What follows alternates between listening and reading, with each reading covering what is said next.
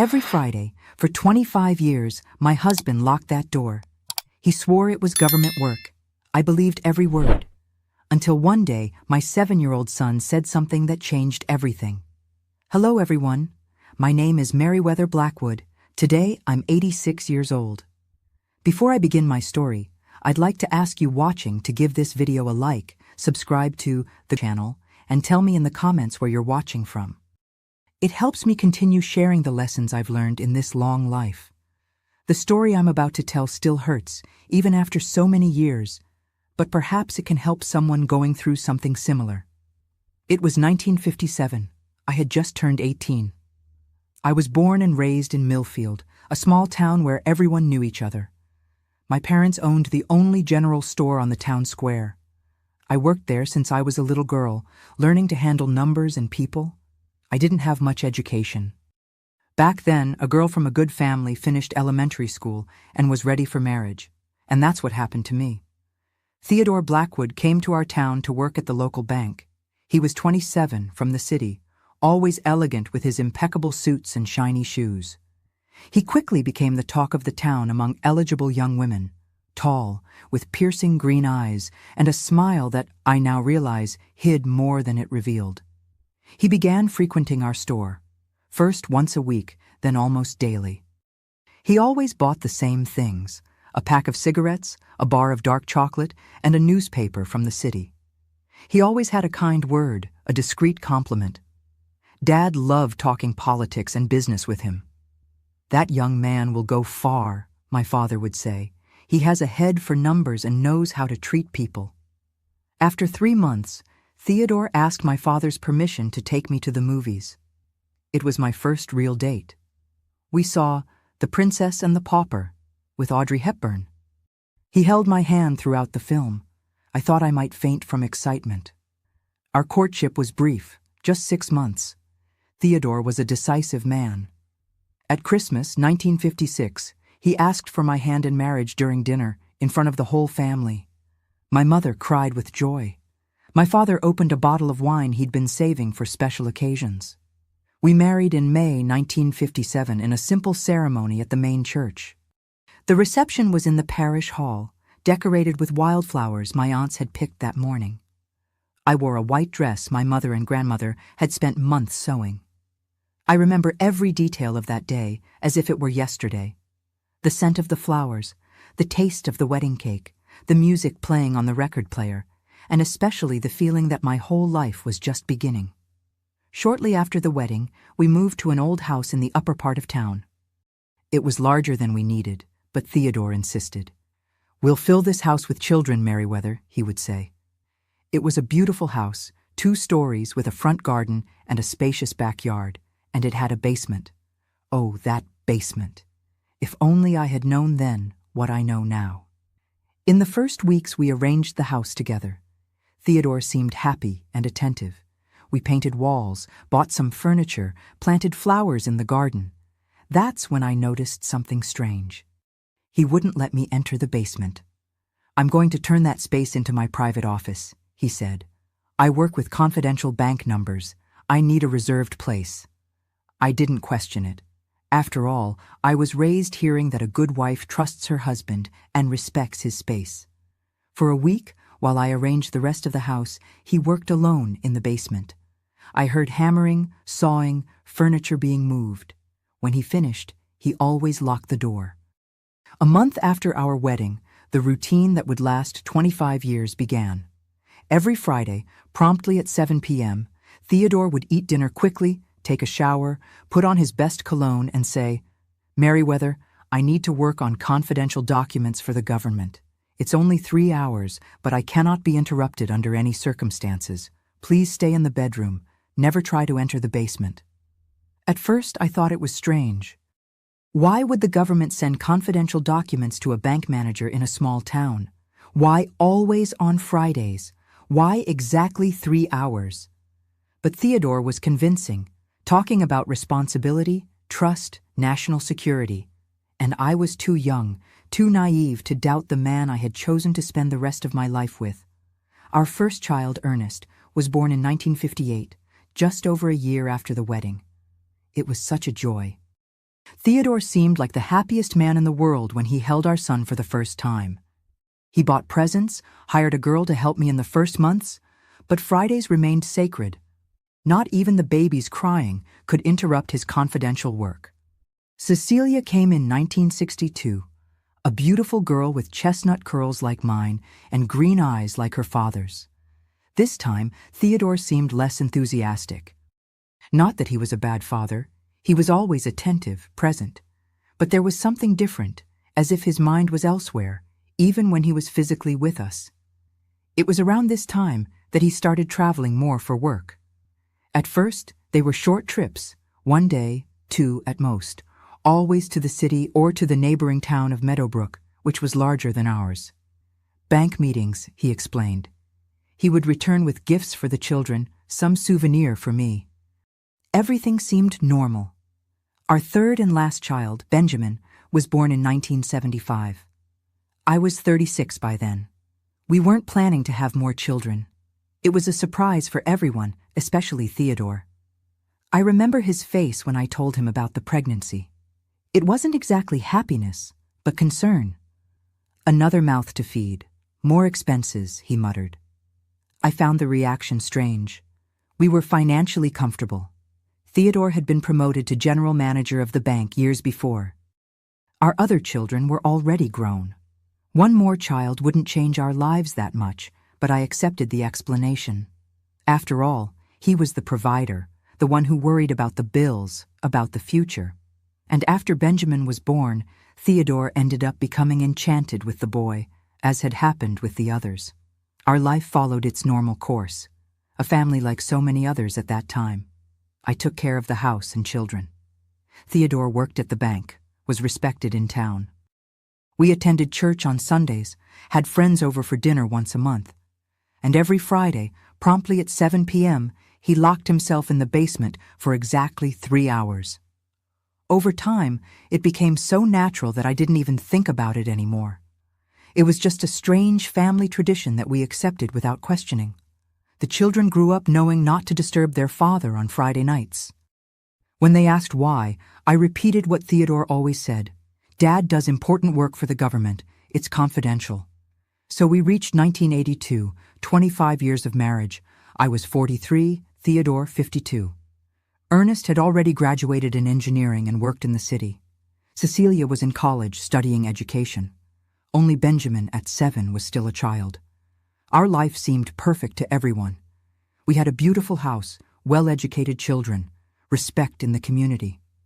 Theodore was seen as an exemplary husband and father. I even won an award from the Mothers Club as a model family that year. If someone had asked if I was happy, I would have said yes without hesitation. Everything a woman of my generation could hope for in life, I had achieved. A good marriage, healthy children, material comfort, social respect.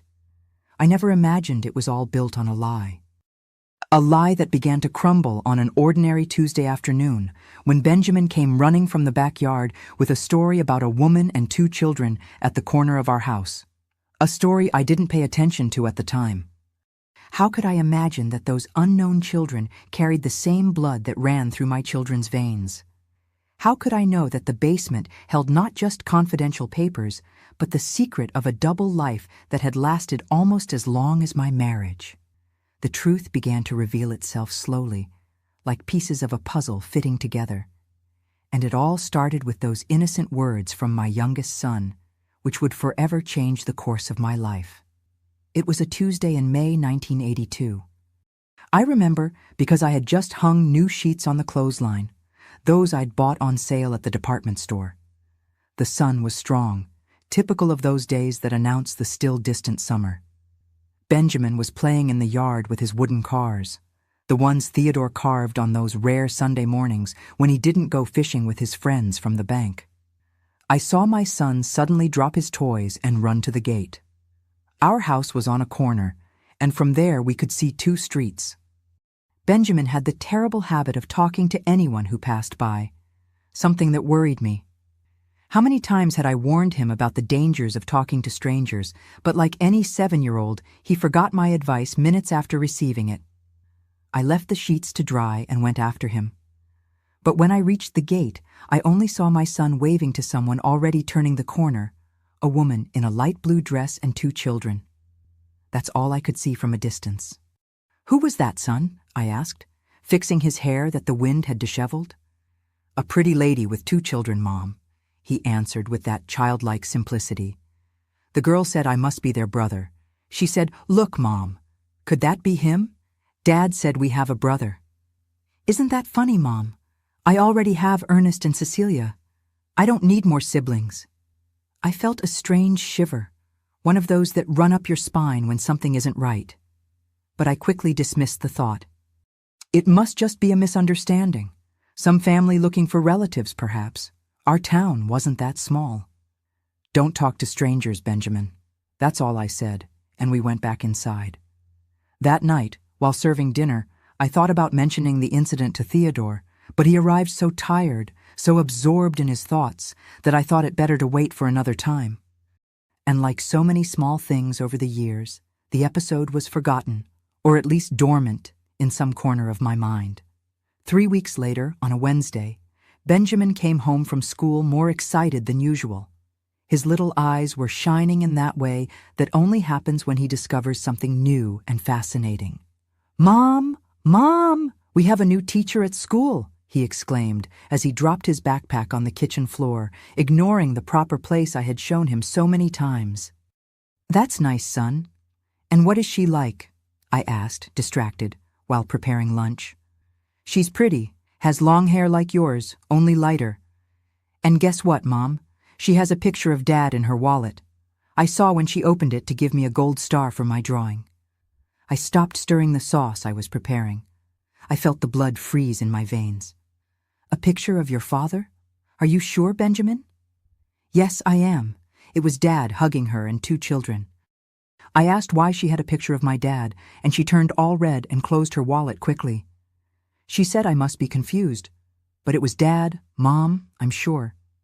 "And what's this teacher's name?" I asked, trying to keep my voice steady. "Miss Claire. She's going to substitute for Mrs. Margaret, who's sick." Claire. The name meant nothing to me at that moment. Theodore had never mentioned anyone by that name. I tried to calm myself. It must just be a child's confusion. How many men in town didn't look like my husband? Theodore had nothing extraordinary in his appearance. Dark hair, already with some gray at the temples, medium height, common build. "Must be someone who looks like your father, son. Now go wash your hands for lunch." Benjamin ran off, the subject already forgotten in his childish mind. But for me, something had changed. A small seed of doubt had been planted in my heart, so small it was barely noticeable. But there it was. That same night, while Theodore was taking a shower, I did something I had never done in 25 years of marriage. I searched through his suit pockets. I don't know what I expected to find. Perhaps nothing, just to calm my restless mind, but I found a small envelope with delicate handwriting that certainly wasn't from any bank employee. I didn't have the courage to open it. I returned it to the pocket, my hands trembling slightly. I was behaving like a jealous and suspicious wife. Theodore had never given me real reasons to doubt him. Sure, there was that strange Friday commitment, but even that seemed harmless after so many years. Many husbands had much worse behaviors. They drank, gambled, some even hit their wives. Theodore had always been respectful, affectionate in his restrained way. In the days that followed, I observed my husband more carefully.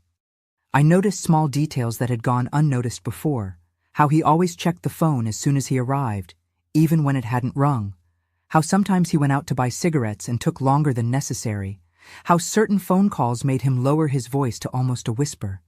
And I started paying more attention to our family budget. Theodore had always controlled the household finances, natural since he was a banker.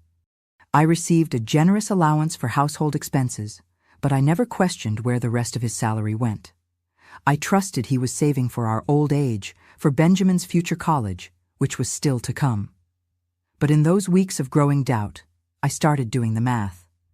Our standard of living, though comfortable, didn't seem to match a bank manager's salary. We lived well, but not luxuriously. The car was 5 years old, The living room furniture needed to be replaced. The curtains were faded. Where was the money going? One afternoon, while Benjamin was at a friend's house, I went to his school. I told the secretary I needed to speak with the new teacher, this Claire. The secretary informed me she would only come the next day. Today she was teaching in Meadowbrook, the neighboring town. Meadowbrook was only 20 miles away. It was larger than Millfield, with almost twice the population. Theodore went there frequently for work, for meetings at the central bank branch. I returned home restless. That night during dinner, I tried to casually probe my husband. "Theodore, do you know a teacher named Claire? Apparently she's substituting for Benjamin's teacher." I saw his face lose color. It was so quick that if I hadn't been watching carefully, I would have missed it. "Claire? No, I don't know any Claire. Why?" "Nothing important. Benjamin mentioned she's a very good teacher." The subject died there, but his reaction lit another warning signal in my heart. The next morning, I did something unthinkable. After Theodore left for work and Benjamin for school, I caught the bus to Meadowbrook. I had no clear plan. Perhaps just to confirm I was becoming paranoid, that it was all coincidences and an overactive imagination. I got off downtown, near the main square. I had never walked alone in that town. I always came accompanied by Theodore or the children, usually for special shopping or medical consultations that our small Millfield didn't offer. I walked aimlessly for a few blocks, feeling foolish. What did I expect to find? I was about to catch the bus back when I saw a woman across the street who seemed familiar. Light brown hair, simple but elegant blue dress. She was entering a yellow 2-story house with a small garden in front. Driven by an impulse I couldn't control, I crossed the street and approached the house. There was a discreet sign at the entrance. "Private Lessons, Miss Claire Wells." Below, in smaller letters, "Academic Support for Elementary School." My heart raced. Here was a name and a face for my growing suspicions, but it could still be a coincidence. How many teachers named Claire must there be in the country? I stood there, undecided, until the door opened again and the woman came out. She seemed to have forgotten something in the car parked in front. That's when I noticed the vehicle, a dark blue Chevette, last year's model. I remembered Theodore mentioning that the bank had acquired some new cars for regional managers. Could it be possible? Before I could complete the thought, the woman saw me. Our eyes met for a moment. I saw the surprise in hers, followed by something else, fear, guilt, before she quickly looked away and went back inside the house. I returned to Millfield with more questions than answers.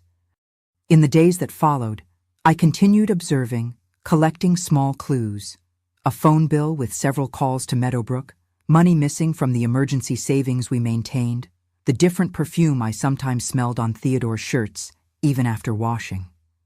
And then, on a Thursday morning, while tidying his office upstairs, not the basement one, which remained inaccessible, I found a school book hidden among his accounting folders.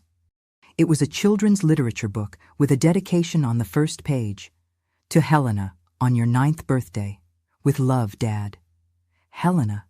Who was Helena? We didn't know any child by that name among our friends or relatives. The dedication date was recent, just 2 months ago. I confronted Theodore that night. I showed him the book and asked who Helena was. "She's a client's daughter," he answered too quickly. "I promised a birthday present." He took the book from my hands and put it away, visibly uncomfortable. It was the last straw. After weeks of accumulating suspicions, that poorly told lie broke something inside me. 25 years of trust crumbled like a sandcastle before the tide. The following Friday, I observed the usual routine. Theodore arrived from work at 6 p.m., ate dinner quickly, took a shower. At 6:50 p.m., he said he needed to go out to buy cigarettes before his confidential work. As soon as he left, I went to the bedroom and found his suit folded over the chair. In the inside pockets, I found a key different from the one he used for the basement. It was smaller, golden, with a small clover-shaped keychain. That key was the final evidence I needed. If he was really just going to work in the basement, why would he need another key? The answer was clear. He wasn't staying in the basement during those 3 hours. He was leaving the house through another entrance, probably the back door that led to an alley, and was going to meet her, Claire, and perhaps also the children, Helena, and who else? When Theodore returned, 20 minutes later, I was already in our bedroom, pretending to read a book. I heard him lock the basement door, as he always did, the familiar ritual that now seemed like a mockery. I slowly counted to 100, giving him time to think everything was normal. Then I quietly went down the stairs and stopped in front of the basement door, 25 years respecting that invisible boundary, 25 years of blind trust. I put my ear against the wood. Silence. Not the sound of papers being handled, not the noise of a chair moving. Nothing. I knew what I had to do. I wouldn't use the key I found. I didn't know which door it belonged to, and it didn't matter anymore. The truth was there. Behind that door, I was never allowed to cross. And after a quarter century, I deserved to know it. I went to the garage, got the hammer Theodore used for small repairs. I returned to the basement door, took a deep breath, raised the hammer, and discharged all my strength, all my contained anger, all my growing disillusionment against the lock. The crash seemed to shake the entire house, or perhaps it was just my world collapsing. The lock gave way on the second blow. With my heart pounding, I pushed the door and turned on the light. What I saw before me wasn't an office full of confidential government documents, nor a love hideaway with sofas and pillows. It was indeed an office, yes, but dedicated to a life that wasn't ours. The basement air had a strange smell. It wasn't mold or dampness, as you would expect from a rarely visited place. It was a mixture of new paper, feminine perfume, and that aftershave lotion Theodore only used on special occasions. Never with me. The yellowish light revealed a meticulously organized room. A mahogany desk occupied the center, one of those expensive ones I would never dare buy for our house, considering them too extravagant. Shelves covered an entire wall, full of carefully labeled folders. A brown leather armchair was positioned near a reading lamp. It looked like it came from a catalog, not the improvised office I had imagined for all these years. But it wasn't the unexpected elegance of the place that made my stomach sink. It was what I saw on the wall opposite the door, a map of Meadowbrook with colored pins marking specific locations. Below the map, a framed photograph that confirmed my worst fears. Theodore, embracing a woman and 2 children, all smiling in front of a birthday cake. The woman was her, the same one I saw that day in Meadowbrook, Claire. With trembling hands, I picked up the frame, turned it over, and read the inscription on the back. To Teddy, my love, our family is your greatest motivation. Claire, August, and Helena. Christmas, 1977. Our family. Christmas, 1977. While I was preparing the dinner for our children, decorating our tree, wrapping presents, he was posing for photos with his other family. I put the frame back on the table, feeling a dizziness that forced me to sit in the leather armchair. Suddenly, the air seemed too heavy to breathe. 25 years of marriage reduced to an elaborate lie. 25 years of trust turned to dust before my eyes. I don't know how long I sat there, paralyzed by shock. Minutes, hours, time, lost meaning. When I finally managed to move again, I went to the desk. The drawers weren't locked. Why would they be? Theodore never imagined I would dare break his only rule in all these years. The first drawer contained financial documents, bank statements, receipts, invoices, all carefully organized by date. The second kept correspondence, and it was there that I found the definitive proof of a parallel life that had lasted almost as long as our marriage. Dozens of letters chronologically organized in folders. The oldest dated April 1960, just 3 years after our wedding. The delicate handwriting was unmistakably feminine. The thin paper still held a faint perfume. With my heart in pieces, I began to read. My dearest Teddy, it's been 3 months since our reunion at that bankers' conference, and I still can't believe fate brought us together after so many years. I know your situation is complicated, that you have commitments, a wife, but what we feel for each other is stronger than any obstacle. I'm not asking you to abandon your current life, just not to abandon me again. Occasional meetings, letters like this, are enough for me for now. Forever yours, Claire. The letter trembled in my hands. Bankers' Conference. In 1960, Theodore traveled to a manager's meeting in the city. He returned with a brooch for me, a toy car for Ernest, who was still a baby. He told stories about the lectures, formal dinners, new professional contacts he made, and apparently reconnected with a past love. I continued reading letter after letter, each word cutting deeper than the previous one. The story of a romance that never really ended, just was interrupted when Theodore moved to our town. Claire was his girlfriend from college days. They had marriage plans that never materialized because of a fight he never mentioned, a girlfriend he never cited. The letters from 1962 and 1963 spoke of furtive meetings, forbidden passion, vague promises of a future together when the time was right. Until 1967, when the tone changed. Teddy, I don't know how to say this any other way. I'm expecting your child. I know it's not what we planned, but it happened. I'm not asking you to abandon your family for us. I know your children with Merriweather need their father.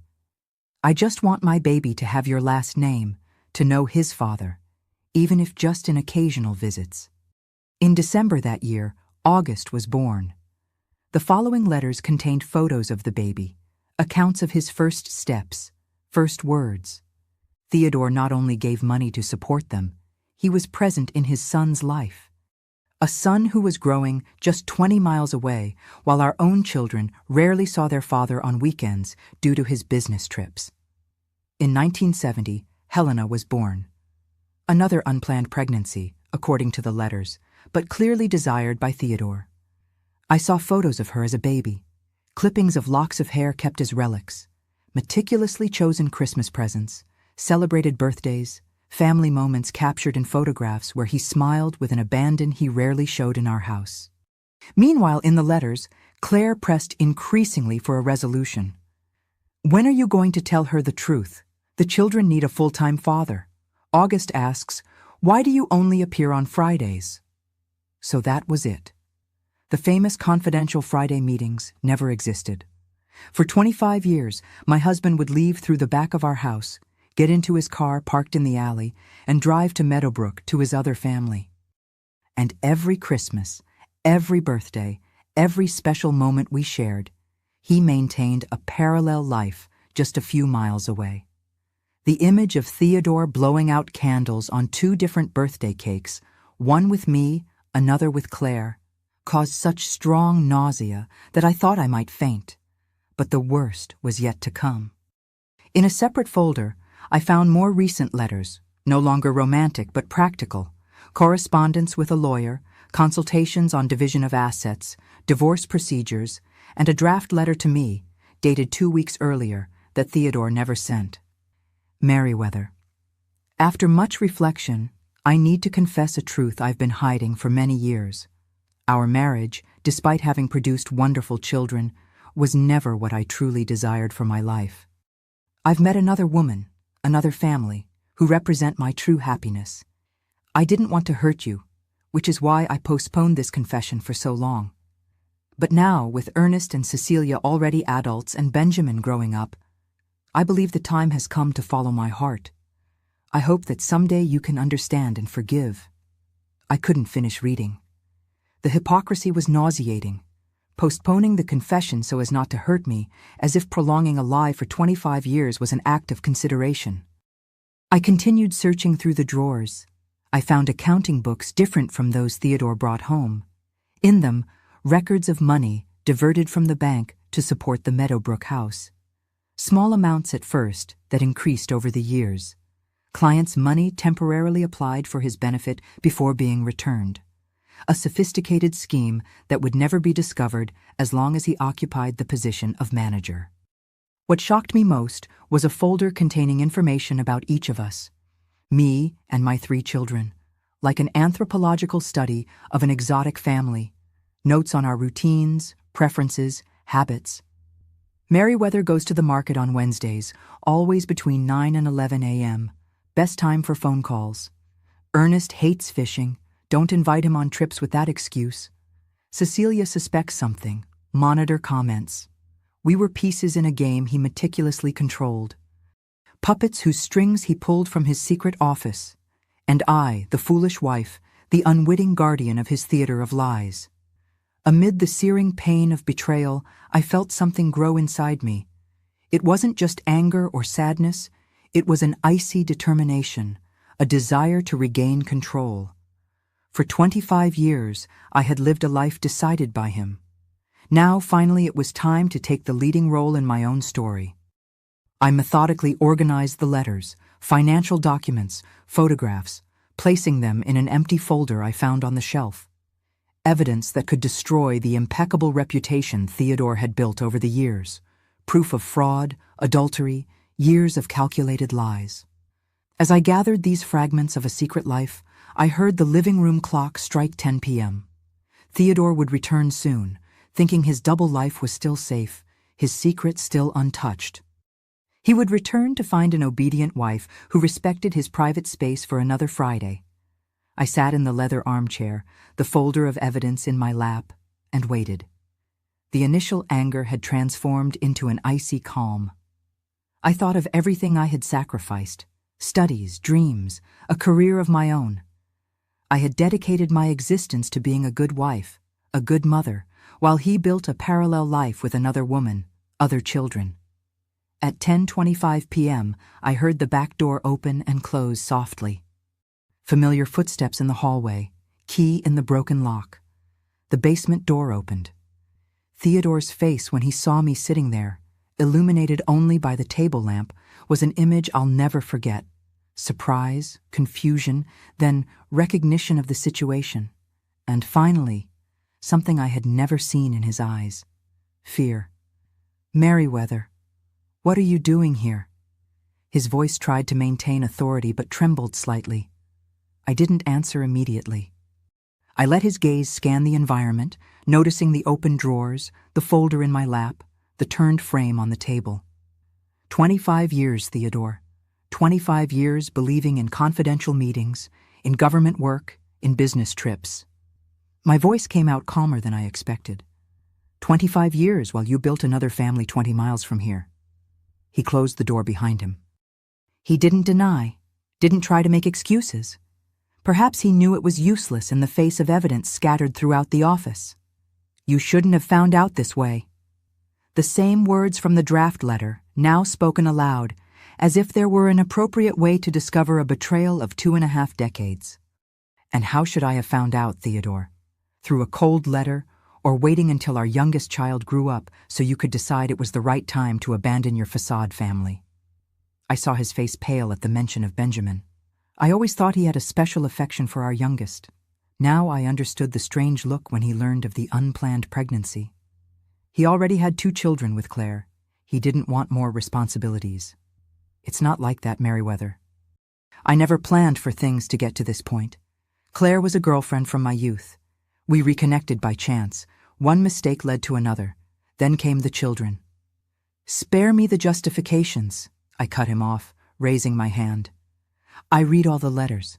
I know exactly how it happened, how it progressed, how you planned each step. I even know you used bank money to support your double life. At the mention of money, I saw panic in his eyes. His reputation he could rebuild, but misappropriation of funds, that would mean the end of his career, possibly even prison. Meriwether, we can talk about this in a civilized manner. I made mistakes, I admit. But think about the children, Benjamin especially. A scandal wouldn't benefit anyone. Typical of Theodore, trying to manipulate the situation until the last moment, using our children as a shield for his own moral failings. Don't worry about our children now, I replied.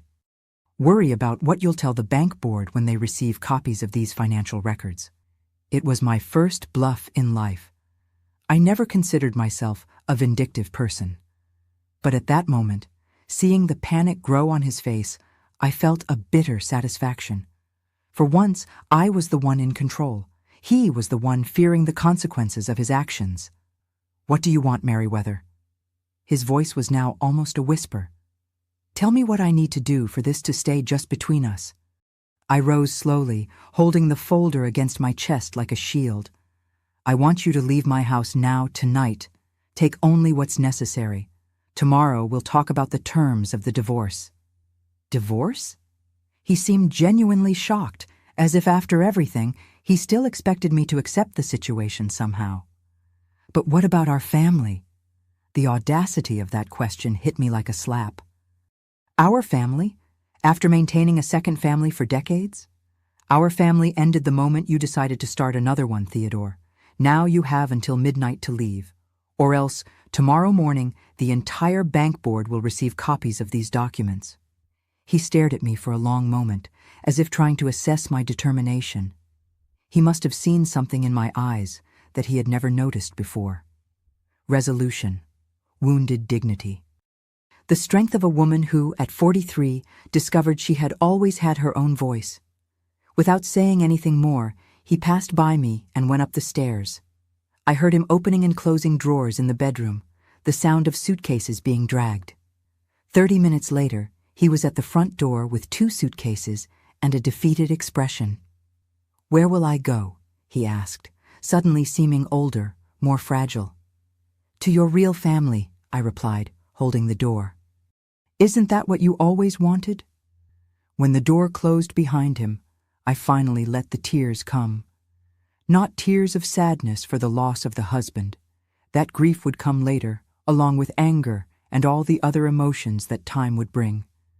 At that moment, I was crying with relief, the relief of finally knowing the truth, however painful it might be.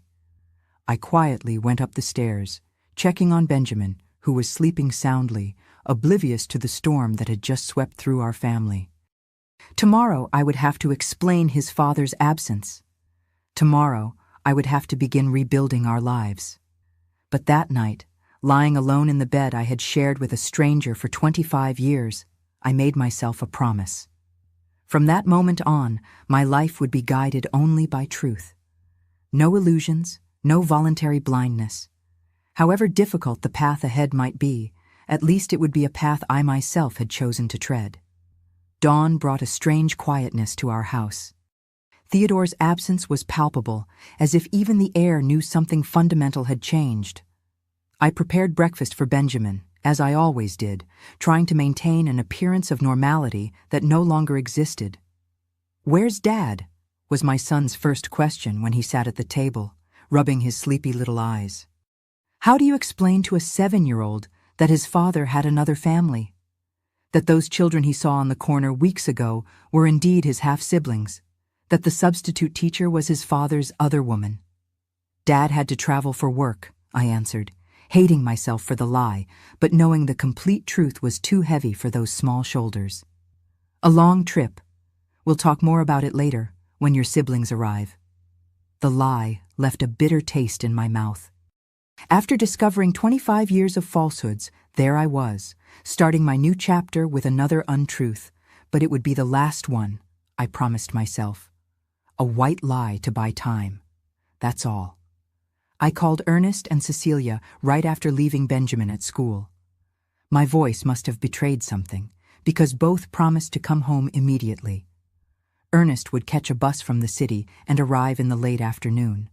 Cecilia would abandon her college classes to be home by lunchtime. While I waited, I began organizing my thoughts and plans. The house was in my name, a wedding gift from my parents, something Theodore had always silently resented. The family savings were in a joint account, but I had access. I needed to act quickly before he emptied everything. At 10 a.m., I went to the bank, not our bank, where Theodore was the manager, but a competing branch on the other side of town, where nobody knew me as Mrs. Blackwood. I opened an account in my name and transferred half of the savings from the joint account. Not a penny more, not one less. Fair, I thought, considering that he supported another family with what remained of his salary, or worse, with money diverted from clients. When I left the branch, I saw Irene Cordell, wife of one of the directors of the bank where Theodore worked. She quickly looked away, pretending not to see me. Strange, I thought. Irene was always effusive, one of those people who wave from across the street. It was my first clue that the news was already spreading. Upon returning home, I found Cecilia sitting on the entrance steps, her face marked with tears. My heart sank. Somehow she already knew. "Dad," she began as soon as I came through the gate. "He has another family. Is it true, Mom?" We sat on the porch in those wicker chairs where we used to have lemonade on sunny Sundays. The same porch where Theodore had proposed to me, where we took photos with each newborn child, where we celebrated our silver anniversary just a few months before. A celebration that now seemed like a grotesque farce. I told Cecilia everything, not the sordid details, but the essentials. Her father had maintained a relationship with another woman for more than 20 years. They had 2 children together. He was planning to leave us soon. "How did you find out?" she asked between sobs. I explained about the suspicions, Benjamin's comments, the silent investigation that culminated in breaking into the basement. At the mention of the basement, I saw a flash of understanding in her eyes. "Fridays," she murmured. I always wondered about those Fridays.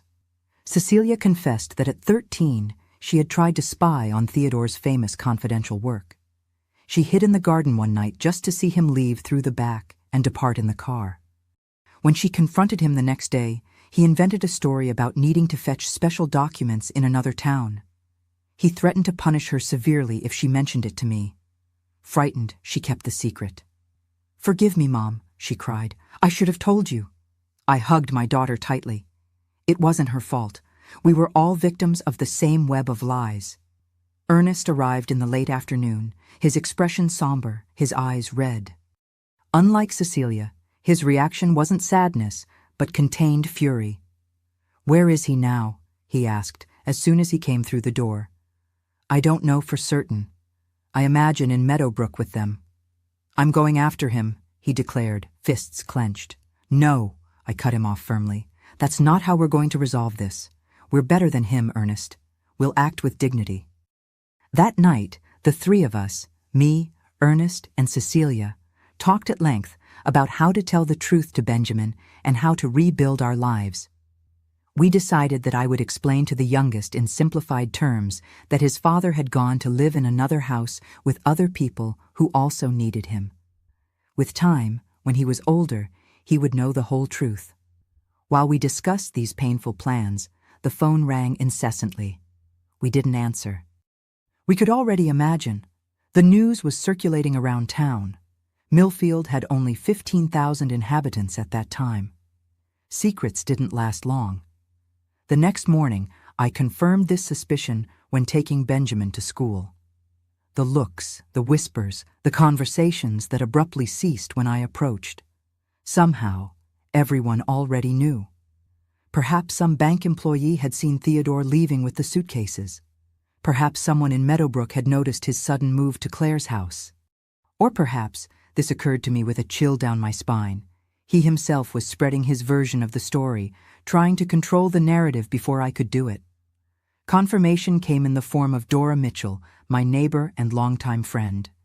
She knocked on my door early in the afternoon, her eyes full of compassion and embarrassment. "Merriweather, are you okay? I've heard such strange things." I invited her in, offered coffee. With Benjamin at school and my older children out resolving practical matters, it was the first time I would talk about the subject with someone outside the family. "What are they saying, Dora?" I asked directly. She hesitated, stirring her coffee unnecessarily. "They're saying that Theodore, that he resigned from the bank yesterday, that he's moving to Meadowbrook. Some are saying," she lowered her voice, even though there was no one else in the room, "that he has another woman there, and children." So that was it. Not only had I lost my husband, our family had lost its privacy. Now we were the scandal of the moment, the subject in beauty salons, at bakery counters, at church exits. "It's true, Dora," I confirmed, feeling a strange relief in finally speaking openly. "I discovered the day before yesterday that Theodore has maintained a double life for more than 20 years. Her eyes widened. One thing was to hear rumors, quite another to have confirmation. My God, Merriweather, and what are you going to do now? That was the million-dollar question, wasn't it? What does a 43-year-old woman do who has dedicated her entire adult life to a marriage that turned out to be a farce? What skills did I have beyond being a wife and mother? I'm going to live, Dora, I replied, surprising myself with the firmness in my voice. I'm going to raise my youngest son, support the older ones, and find a means of sustenance. I will not be defined by Theodore's betrayal. Brave words, but ones that hid an ocean of insecurities. The truth is, I was terrified. In 1982, a divorced woman still carried a stigma, especially in small towns like ours. I would be the abandoned one, the poor thing, or worse, for some malicious people, the one who couldn't hold on to her husband. How would I face the pitying looks? How would I support Benjamin, who still needed so many years of care and education? In the days that followed, these questions tormented me, but I also discovered an inner strength I didn't know I possessed. The first battle came in the form of a lawyer hired by Theodore, a thin man with small glasses and a sour expression who appeared at my door a week after the separation. He brought a proposal for an agreement. Theodore would give up his part of the house, which, as I already mentioned, wasn't his by right, in exchange for my silence about the financial irregularities at the bank. Mr. Blackwood is willing to pay a reasonable alimony for the minor, said the lawyer, avoiding looking directly at me, as long as the lady agrees to keep certain irregularities confidential. Blackmail, I thought. After everything, he was still trying to manipulate me. Tell Mr. Blackwood, I replied, emphasizing the formal title, that I don't negotiate with blackmailers. The alimony is my son's right, not a bargaining chip for my silence. If he wants me to keep quiet about his frauds, he should do the right thing and assume his responsibilities as a father. The lawyer left, visibly uncomfortable. 2 hours later, I received a phone call from Theodore, the first contact since he had left the house. "Have you gone crazy?" he vociferated over the phone. "Do you know what happens if this information leaks? I could go to prison." "You should have thought about that before diverting money from the bank, don't you think?" I retorted, surprised by my own coldness. "I won't report you, Theodore, not for you, but for my children. I don't want them to carry the stigma of having a father in prison, but I won't protect you in exchange for crumbs. I want a fair alimony, proportional to your salary. Your real salary, not the one you officially declare."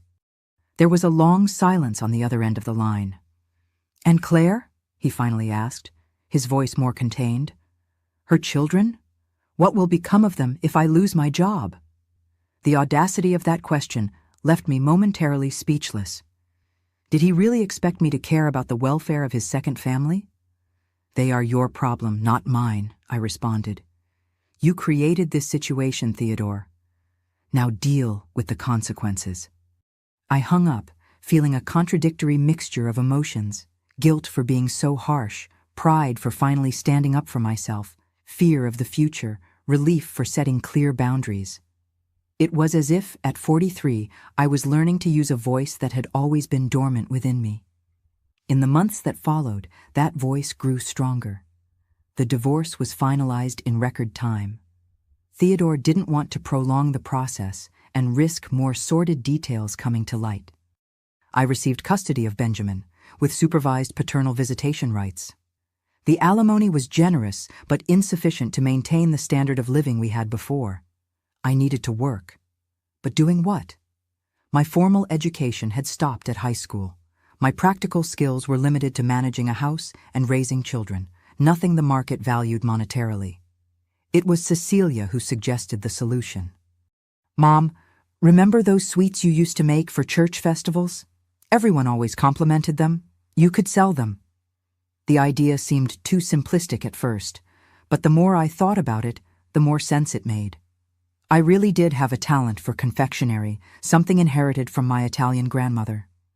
My fudge, coconut delights, and puddings were always the first to run out at church bazaars. And in the kitchen, I felt truly happy, in control, creative. I started small, providing sweets for children's birthday parties. Soon, some mothers from Benjamin's school became regular customers. Word of mouth did the rest. In 6 months, Merriweather's Sweets was a well-known brand in Millfield. In a year, I needed to hire help to keep up with the orders. I wouldn't say it was easy. There were nights when I cried myself to sleep, exhausted from working 16 hours straight. There were times when loneliness weighed like a stone on my chest. There were occasions when I saw Theodore with Claire in town and felt a mixture of anger, pain, and a strange relief at no longer being part of that lie. But there were also unexpected joys. The satisfaction of receiving my first payment earned exclusively through my work. The pride of seeing Benjamin growing strong and balanced, despite his father's absence. The freedom to make my own decisions, big or small, without needing to consult anyone. And perhaps most surprising, I discovered that the town didn't reject me as I had feared. On the contrary, after the initial scandal dissipated, I received more support than I could have imagined possible. Customers who insisted on buying my sweets to help poor Merriweather. Other women who, inspired by my example, found the courage to leave abusive or unhappy relationships. Even some bank directors who knew the truth about Theodore's diversions became my loyal customers as a silent way of acknowledging the error they committed by protecting him for so long. 2 years after the separation, I received an offer to supply sweets to the most elegant catering service in Millfield. It was my first major commercial contract. I remember sitting in the kitchen of my house, that same house where I had lived for so many years as Theodore's wife, and realizing I no longer defined myself that way. I was Merriweather Blackwood, confectioner, entrepreneur, single mother, a woman who at 45 had finally begun to live on her own terms. The basement, that place that for so long represented secrets and lies, was transformed into the headquarters of my small business. Where before there were maps of the neighboring town and records of a double life, now were shelves with imported ingredients, molds of all sizes, recipe books I began to collect. It was a form of exorcism. Each sweet that left that formerly forbidden space seemed to take with it a bit of the pain, transforming it into something sweet, nourishing, honest. And Theodore, well, life has its ironies. 6 months after our separation, he lost his job at the bank.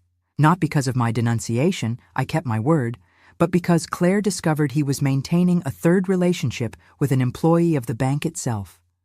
The scandal was inevitable, and the directors, who had tolerated his financial diversions, could not ignore the breach of ethical conduct within the institution itself.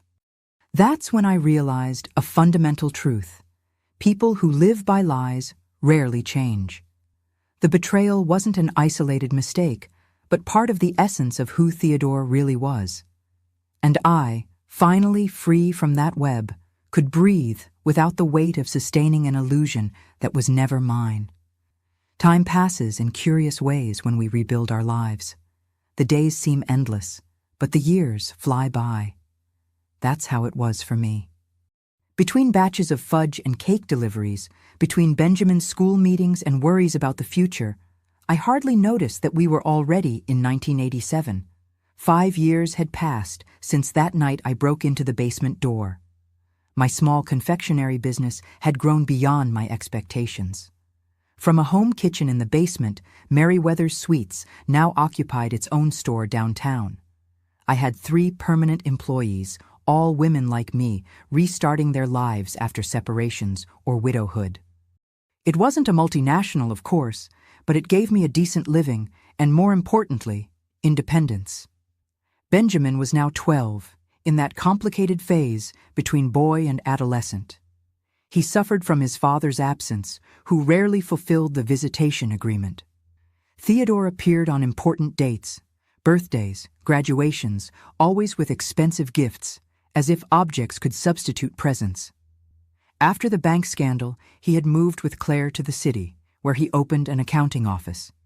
From Ernest's comments, who maintained sporadic contact with his father, the business was doing reasonably well, although never as prosperous as his previous position. Ernest, my firstborn, was now 29 and had married Gabriella, a doctor he met during his residency at the city hospital. They were expecting their first child, my first grandchild. Cecilia, at 25, was teaching at the College of Education and was engaged to Paul, a math teacher. My older children had followed their paths, built their lives. Despite the wound left by their father's betrayal, both had become balanced adults, dedicated professionals, people of integrity. It was in that year, 1987, that I received a call I would never have expected. It was a Thursday in July. I remember perfectly. I was at the store finalizing an especially complex wedding cake when Marisa, my assistant, called me to the phone. "Mrs. Blackwood, there's a young woman named Helena wanting to speak to you. She says it's important." Helena. The name hit me like a punch to the stomach. Helena, Theodore's daughter with Claire. The girl from the photo in the basement. The child who, without knowing, had shared her father with my children for so many years. My first reaction was to refuse the call. What could I say to the other woman's daughter? What subject could we have in common besides the betrayal that indirectly connected us? But curiosity won out. "Hello?" I answered, my voice firmer than I felt. "Mrs. Blackwood, I'm Helena. Helena Wells, daughter of Claire and, well, of Theodore." The voice on the other end was young, polite, with a slight tremor of nervousness. "I also know who you are," I replied without hostility, but also without warmth. "What can I do for you, Helena?" "I'd like to talk in person. I know it's a strange request, but it's about August, my brother." August, the other child, the firstborn of the clandestine relationship. "Has something happened to him?" I asked, surprised by my own concern. "He's in the hospital. Had a motorcycle accident. It's not serious, but—" She paused as if searching for courage. "He wants to meet his half-siblings, all of you." Actually, it was a minor accident, but I think it made him think about life, about connections he never had. I remained silent, absorbing those unexpected words. I thought about refusing immediately. Why should I allow the children of the other woman to enter our lives now? Wasn't everything we had already gone through enough? But then I remembered Benjamin asking why he couldn't see his father more often. I remembered Ernest, who even as an adult still carried the hurt of abandonment. I remembered Cecilia and her trust issues in relationships, always fearing being betrayed as her mother had been. And I also thought about August and Helena, children who grew up in a lie just as much as mine did. Children who probably suffered when Theodore chose to openly live with them, only to betray their mother with a third woman shortly after. Weren't they also victims of that man's inconstancy? "Where is your brother hospitalized?" I finally asked. "At St. Luke's Hospital in the city, room 307. "I'll think about your request, Helena. I can't promise anything." "I understand, Mrs. Blackwood. Thank you so much for taking my call." I hung up the phone with a whirlwind of contradictory emotions. 5 years had passed, but the pain of betrayal was still there, like a poorly healed wound that hurts when the weather changes. Would it be fair to my children to force them to meet Theodore's other children? Would it be healthy for Benjamin in particular, who still suffered from his father's absence? I spent the night reflecting. The next day, I gathered my 3 children in the living room of our house, the same room where, years before, we had celebrated so many Christmases as a family, unconscious of Theodore's parallel life. "I received a call yesterday," I began, without beating around the bush, "from Helena, the daughter of your father with Claire." I saw the surprise on their faces. In 5 years, we had never openly discussed the other children. It was a taboo subject avoided in rare mentions of Theodore. I told them about August's accident, about his desire to meet them. I explained that I hadn't made any decision and that I would respect what they felt. It was too delicate a matter for me to decide alone. The first to speak was Ernest, always the most pragmatic. "They aren't to blame for Dad's choices," he said after a long silence. "We're adults now. Maybe it's time to heal some wounds." Cecilia seemed more hesitant. "I don't know if I'm ready for this, Mom. Every time I think about that woman, those children, it's like reliving the pain again." Benjamin, still a preteen, looked at his older siblings, then at me. They're our siblings too, aren't they? Half, but they are. I want to meet them. His childlike simplicity touched me. For him, who had grown up practically without a father, perhaps the idea of having more siblings represented an expansion of family, not a reminder of betrayal. The following Sunday, I drove to the city with my 3 children. St. Luke's Hospital was an imposing building downtown, a contrast to our small municipal hospital in Millfield. In the elevator, I caught myself nervously adjusting my dress, checking my reflection in the mirror. Why did I care about my appearance? I wasn't there to impress anyone. Room 307 had the door ajar.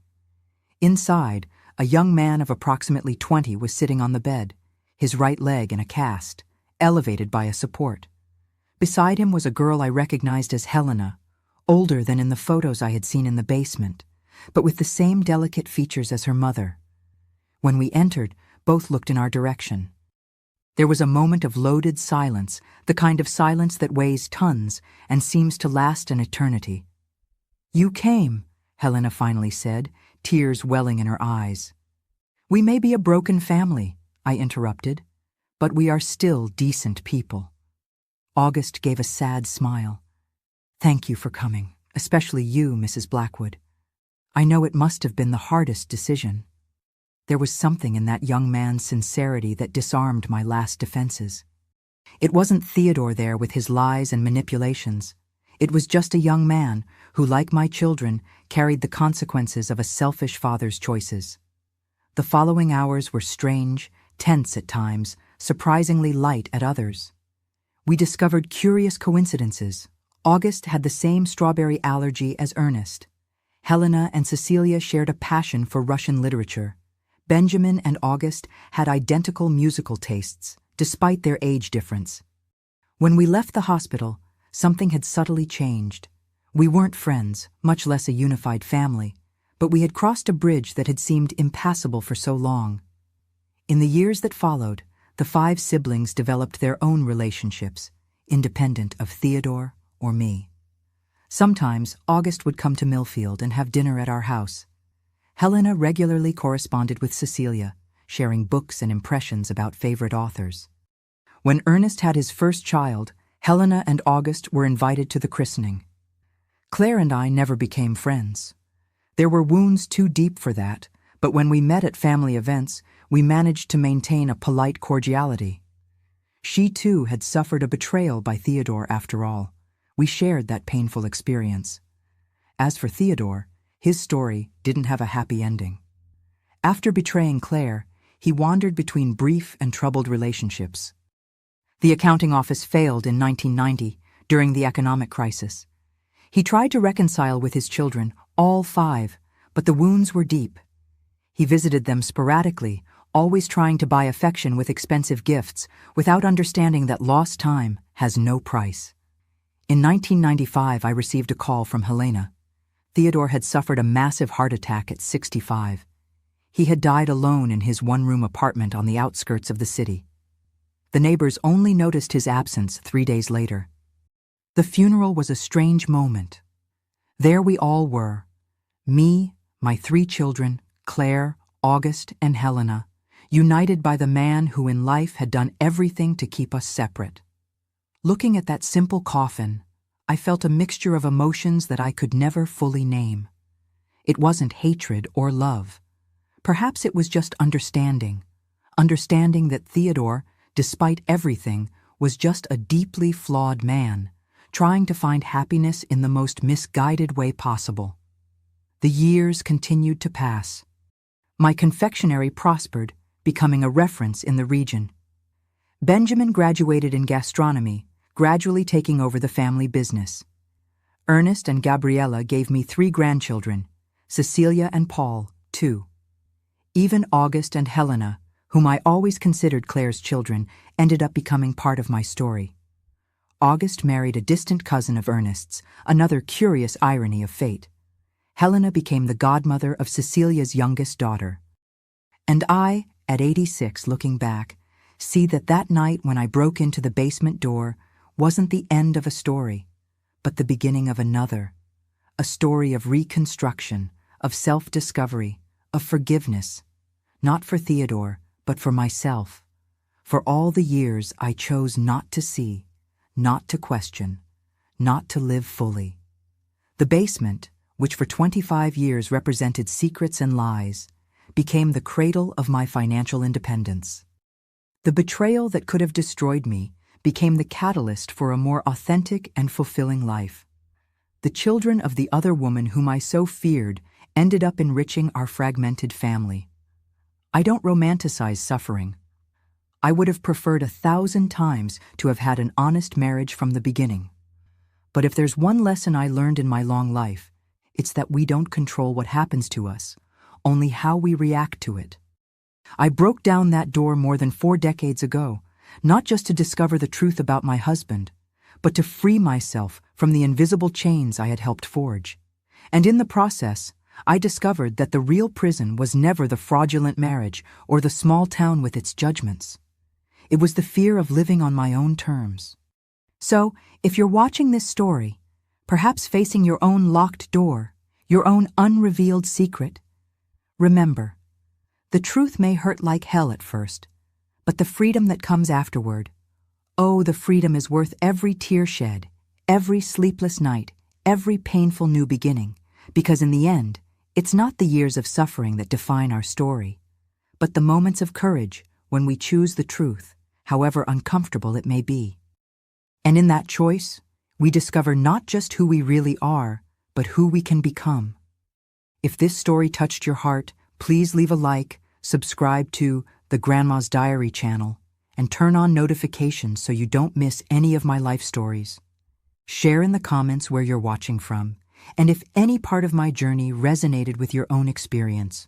Your interaction means a lot to me and helps me continue sharing these lessons I've learned in my 86 years of life. Thank you for listening to me today, and until the next story.